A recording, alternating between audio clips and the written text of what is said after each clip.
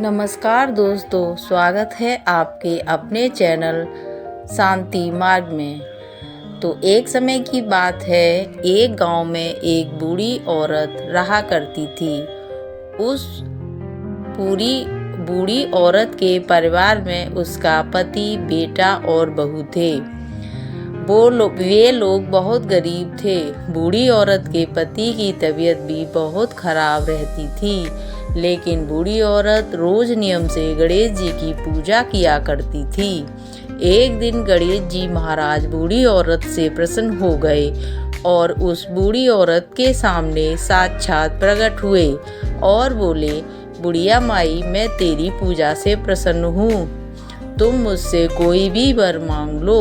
तब बूढ़ी औरत बोली कि श्री कृपा सिंधु, मुझे तो मांगना ही नहीं आता। गण जी बोले, बुढ़िया माई, मैं आया हूँ तो नया कुछ ना कुछ देकर ही जाऊंगा। तो बूढ़ी औरत बोली, प्रभु, जिंदगी में पहली बार आप सामने आए हो, मुझे नहीं पता इस समय आपसे क्या कहूँ। आपको देखकर ही मेरी सारी इच्छाएं खत्म हो गईं। यह सुनकर गणेश जी मुस्कुराए और बोले, बुढ़िया माई, मैं कल फिर आऊँगा, तब तक तू सोच ले और अपने घर वालों से भी पूछ ले। वह लीजिए प्रभु। और गणेश जी चले गए। अब उस बुढ़िया औरत के अपने बेटे को सारी बात बताई तो बेटा बोला, माँ, धन मांग ले। बूढ़ी औरत को कुछ समझ नहीं आया। उसने फिर अपनी बहू से पूछा। बहू बोली, माँ, पोता मांग ले, पोता। फिर बूढ़ी औरत ने अपने पति से पूछा तो वह बोला, अरे मेरी जान, जिंदगी, मेरी सेहत मांग। बूढ़ी औरत ने सोचा, अरे यह सब तो अपने अपने मतलब का मांग रहे हैं। उस बूढ़ी औरत ने सोचा, क्यों न मैं इस एक पड़ोसन से पूछ लूं। जब उसने पड़ोसन से पूछा तो पड़ोसन बोली, तू क्यों धन मांगे, क्यों सेहत मांगे, तू अपने लिए आंखें और घुटने मांग ले।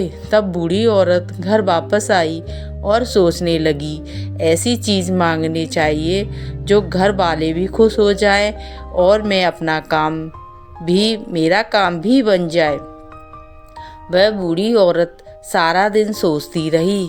फिर जब सुबह हुई और वह बूढ़ी औरत फिर से पूजा करने बैठी तो गणेश जी फिर प्रकट हुए और कहने लगे, माई, सोच लिया, तब बता क्या मांगती है।